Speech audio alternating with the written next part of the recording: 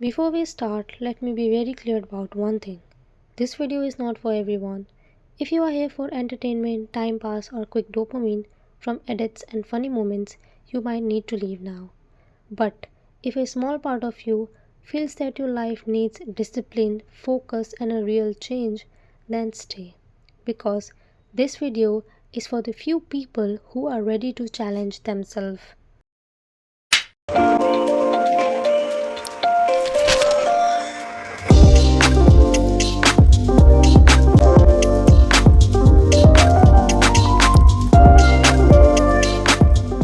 What if I told you कि next 90 days के लिए तुम अपनी लाइफ पूरी तरह से चेंज कर सकते हो? No endless scrolling, no unnecessary conversations, and no constant dopamine hits. But focus, discipline, or silence. So hey everyone, my name is Kamna and welcome back to my channel. Today's video is quite important and special for me because ये मेरे channel की सबसे पहली long form video है and honestly ये video मेरे लिए जितनी इंपॉर्टेंट है वो शायद आपके लिए भी इंपॉर्टेंट बन सकती है। कैसे जानने के लिए देखें एंड तक। तो बिना किसी देरी के चलते हैं हम अपने टॉपिक पे। साइकोलॉजी एक बहुत इंपॉर्टेंट चीज हमें बताती है कि लोग इसलिए फेल नहीं होते क्योंकि वो केपेबल नहीं होते, बट ये इसलिए फेल होते हैं बिकॉज हमारा ब्रेन एक easy reward system and comfort zone का एडिक्ट बन चुका होता है। Phones, notifications, useless and unnecessary conversations and interactions and या मेन सोशल वैलिडेशन। ये सारी की सारी चीजें जो छोटी सी है लेकिन ये हमारी ब्रेन को इतना ट्रेन कर देती है कि हम डीप फोकस सेशंस या फिर डीप थिंकिंग कर ही नहीं पाते हैं। सो I decided to do 3 months isolation challenge। दुनिया से भागने के लिए नहीं बट अपने ब्रेन को ट्रेन करने के लिए। अगर आप ये वीडियो एंड तक देखते हो तो you might realise something interesting fact about your brain and yourself. Challenge के रूल्स में जाने से पहले हमें एक इंपॉर्टेंट चीज समझनी पड़ेगी that our brain works on something called dopamine reward system. For example, जब भी हम फोन स्क्रॉल करते हैं या फिर नोटिफिकेशंस देखते हैं या फिर कोई मैसेज रिसीव करते हैं उस टाइम हमें तुरंत ही रिवॉर्ड मिल चुका होता है जिससे हमारे ब्रेन को एक स्मॉल रिवॉर्ड केमिकल मिल चुका होता है। अच्छा, एक एग्जांपल से समझो। मान लो कि तुम 1 घंटे के लिए पढ़ने का डिसाइड करते हो और तुम पढ़ने बैठ जाते हो, ओके, बट 5 मिनट बाद ही तुम्हारा ब्रेन तुम्हें फोन याद दिलाता है। तुम फोन उठाते हो, नोटिफिकेशन देखते हो, नोटिफिकेशन देखने के बाद उसका रिप्लाई करते हो, फिर गलती से तुम्हारे इंस्टाग्राम या फिर यूट्यूब के शॉर्ट्स ओपन हो जाते हो और तुम स्क्रॉल करते हो।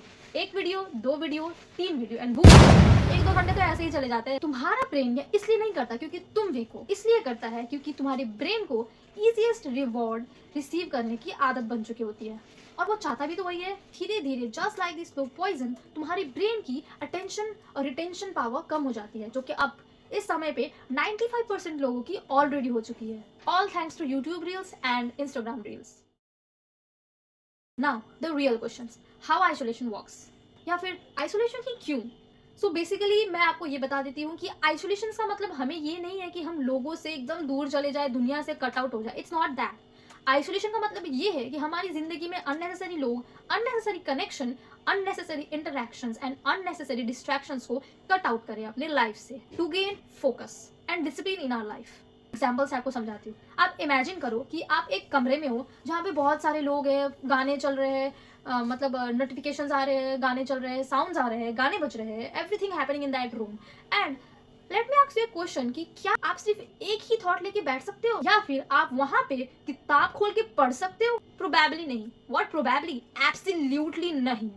वही दूसरी जगह आप एक ऐसे कमरे में हो या फिर ऐसे जगह में हो जहाँ की शांति है, बहुत ही ज्यादा शांति। ऑब्वियसली वहां आप deep thinking, hard work, deep focus sessions आसानी से कर सकते हो। तो साइकोलॉजिस्ट इस प्रोसेस को कहते हैं मेंटल रीसेट। जब एक्सटर्नल स्टिमुलेशंस कम हो जाती है तब हमारा ब्रेन स्लोली रिबिल्ड करता है to focus deeply. Now let's talk about the rules of 3 months isolation challenge. Simple example लेते हैं कि तुम एक बुक पढ़ रहे होते हो, ओके, और वो बुक पढ़ते ही तुम 5 मिनट बाद तुम्हारे फोन पे एक नोटिफिकेशन आता है। तुम नोटिफिकेशन देखते हो, उसका रिप्लाई करते हो just for 5 seconds, only 5 seconds, okay. और जब तुम फोन को रख के वापस जब तुम बुक पढ़ते हो एक स्ट्रेंज चीज नोटिस कर सकते हो उस टाइम। बताओ क्या? तुम सेम पैराग्राफ या फिर सेम लाइन दोबारा पढ़ते हो, इजंट इट? ये इसलिए होता है क्योंकि हमारा ब्रेन फ्लो स्टेट उस टाइम लूज कर चुका होता है just because of that 5 second distraction. Study shows कि हमारी ब्रेन को एटलीस्ट 20 to 15 मिनट्स लगते हैं फोकस सेशंस में वापस आने के आफ्टर बीइंग डिस्ट्रैक्टेड। अब इमेजिन करो कि हम दिन भर में कितनी बार फोन चेक करते हैं, मतलब हम कॉन्स्टेंटली अपना फोकस रीस्टार्ट ही कर रहे होते हैं दिन भर में। सो बेसिकली इस चैलेंज में फ़ोन बैंड बिल्कुल भी नहीं है. इट्स जस्ट कि हम फ़ोन का सिर्फ और सिर्फ नेसेसरी यूज़ ही करेंगे, नॉट अननेसेसरी यूजेस. और हाँ, सबसे पहले अपने फ़ोन से अगर इंस्टाग्राम्स है तो उसे सच में अभी के अभी डिलीट करो. मेरे फ़ोन में आपको सिर्फ 2 ऐप्स ही मिलेंगे सोशल मीडिया के नाम पे, एक यूट्यूब और दूसरा व्हाट्सएप. ये कोई शॉकिंग या बड़ी बात है नहीं. You should also delete Instagram right now. Limited social interaction का मतलब ये नहीं है कि हम अपनी लाइफ से लोगों को पूरी तरह से कट आउट कर लें. मैं आपको एक एग्जांपल से समझाती हूँ. आप इमेजिन करो कि आपने इवनिंग में स्टडी करने का डिसाइड किया. ओके, तो जब आप स्टडी करने के लिए बैठते ही हो तभी आपको एक दोस्त का फोन आता है, ब्रो चल मिलते हैं 30 मिनट के लिए. आप जाते हो, वहां बैठते हो, बातें करते हो, खाते हो, घूमते हो, पीते हो, सब कुछ करते हो. आप कुछ भी गलत नहीं हुआ है अभी तक. बट जब तुम घर वापस आते हो तब तुम्हारी मेंटल एनर्जी ऑलरेडी ड्रेन हो चुकी होती है.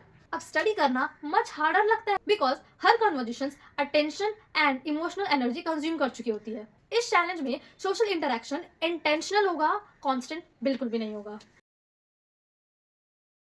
Most of the people self improvement बीच में ही छोड़ देते हैं क्योंकि वो एक्सपेक्ट कर रहे होते हैं कि वो मोटिवेशन फुल टाइम रहेगा. बट मोटिवेशन एक टेम्पररी चीज होती है.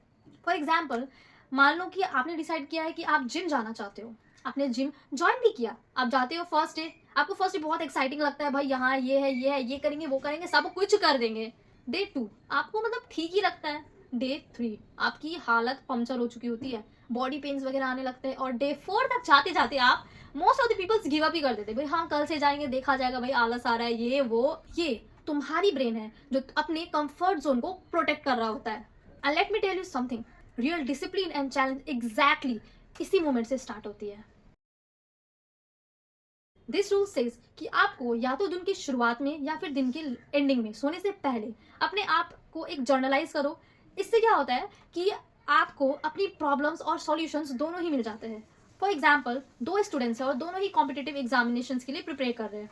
उनमें से एक स्टूडेंट सारी स्ट्रेस को अपने माइंड में ही रहता है, ना किसी को बोलता है ना ही कहीं लिखता है. और सेकेंड स्टूडेंट है जो अपनी थॉट्स को at the end of the day वो छोटा सा ही सही, 2 लाइन का ही सही, आधा पेज सही, 2 पेज सही, एज पर द कन्वीनियंस वो अपने थॉट्स को, अपने सारे थॉट्स को, अपने चीज़ों को ऑफ द डे वो उतारता है. जैसे कि आई वेस्टेड टाइम, मुझे आज आलस आ गया था तो मैंने ये पढ़ा, मैंने ये चीज़ को कंप्लीट कर दिया, मैंने यहाँ मैं चूक गया, चैप्टर बहुत ही डिफिकल्ट था तब भी मैंने किया. टाइम के साथ साथ जो सेकेंड स्टूडेंट था जो जर्नलाइज करता था वो अपनी बिहेवियर और हैबिट्स को स्टडी कर सकता है और अपने डिस्ट्रैक्शन को नोटिस करके उसे कैंसिल मार सकता है अपनी लाइफ से. नॉट कैंसिल, डिलीट मार सकता है अपनी लाइफ से. एक्चुअली राइटिंग का ये भी बहुत फायदा है कि राइटिंग जब हम करते हैं तो हमारी ब्रेन स्लो डाउन हो जाती है for deep thinking and focus. जैसे मैं भी अपने डे को जर्नलाइज करती हूँ.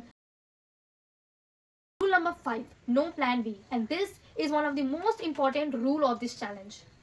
It's not about the challenge, it's about everyone's life. I'm not saying anyone कि अपने ऊपर पूरा प्रेशर ले लो, बट कभी कभी प्रेशर नेसेसरी होता है खुद को फोर्स करने के लिए. हमें ये कभी भी नहीं सोचना चाहिए कि अगर ये नहीं हुआ तो कोई बात नहीं, हम ये कर लेंगे. जो प्लान बी होता है it is very harmful for our future, for our career. So इससे मारो लात और जस्ट प्लान ए को ही अपना मेन फोकस बनाओ. स्टडीज कहती है कि human brains thousands millions of thoughts process करता है. जैसे आधी से ज्यादा या तो रैंडम होती है या तो यूजलेस ही होती है. मेडिटेशन एंड मंत्र जाप एक मेंटल एंकर की तरह काम करता है. ये माइंड को एक सिंगल पॉइंट पे फोकस करना सिखाता है. टाइम के साथ साथ ये प्रोसेस हमारी mental stress and mental chaos को रिड्यूस करती है, इमोशनल स्टेबिलिटी बढ़ाती है. टायर्ड बॉडी यूजली एक टायर्ड माइंड को क्रिएट करती है. जब भी तुम वॉक करते हो, नॉर्मल 20-25 मिनट का वॉक करते हो या फिर कोई एक्सरसाइज ही कर लेते हो, तो इससे हमारी ब्रेन में ऑक्सीजन लेवल ज्यादा फ्लो करती है. इससे हमारी परफॉर्मेंस बेटर होती है. और इसलिए हिस्ट्री में बहुत सारे ग्रेट थिंकर अच्छी लॉन्ग वॉक लेना प्रेफर करते थे बिकॉज मूवमेंट एक्चुअली में क्लियर थिंकिंग को अनलॉक करता है.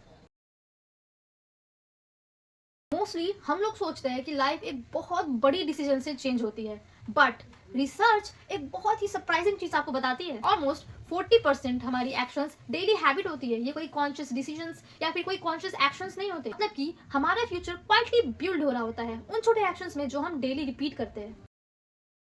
न्यूरोसाइंस एक फैसिनेटिंग चीज बताता है जिसे हम कहते हैं न्यूरोप्लास्टिसिटी. इसका मतलब ये होता है कि हमारा ब्रेन एक फिक्स स्टेट में बिल्कुल भी नहीं रहता. ये हमारी डेली एक्शंस, डेली हैबिट्स से रिवायर होते रहता है. जब भी कोई भी हैबिट्स रिपीट कर रहे होते हैं तो ब्रेन में एक इजी पाथवे क्रिएट होता जाता है. फॉर एग्जाम्पल, जब हम किसी मैदान पे चल रहे होते हैं जहाँ पे घास है, हम जब पहली बार चलेंगे तो वहाँ पे सिर्फ घास ही रहेगा, लेकिन अगर हम उस प्रोसेस को रिपीट करें, डेली उस प्रोसेस को करें, तो आप वहाँ पे नोटिस करेंगे वहाँ पे एक रास्ता बन चुका होता है, वो एक खाली सी जगह बन जाती है, वो सतह बन जाती है जहाँ पे हम रोज चल रहे होते हैं। एग्जैक्टली हमारी हैबिट्स भी इसी तरह काम करती है। अगर कोई इंसान years of years distractions practice करता है तो उसका ब्रेन डिस्ट्रैक्शन में एक्सपर्ट बन जाता है। अगर कोई इंसान मंथ्स तक फोकस को प्रैक्टिस करे तो उसका ब्रेन उसी तरह ट्रेन हो जाता है। इसका मतलब एक पावरफुल ट्रूथ है कि तुम्हारी पर्सनैलिटी, तुम्हारी फोकस एबिलिटी और तुम्हारा डिसिप्लिन ये परमानेंट ट्रेट्स नहीं है तुम्हारी, ये एक ट्रेन बिहेवियर्स है। कभी कभी कुछ मंथ्स की इंटेंशनल चेंज तुम्हारी पूरी सिस्टम को हिला के रख सकती है। ये 90 डेज चैलेंज सिर्फ एक आइसोलेशन के बारे में नहीं है, may be it's something very deep. ये प्रूव करने के बारे में है कि तुम्हारा माइंड तुम्हारा एनिमी नहीं है, it is simply a tool. और एक real question, who is actually controlling us?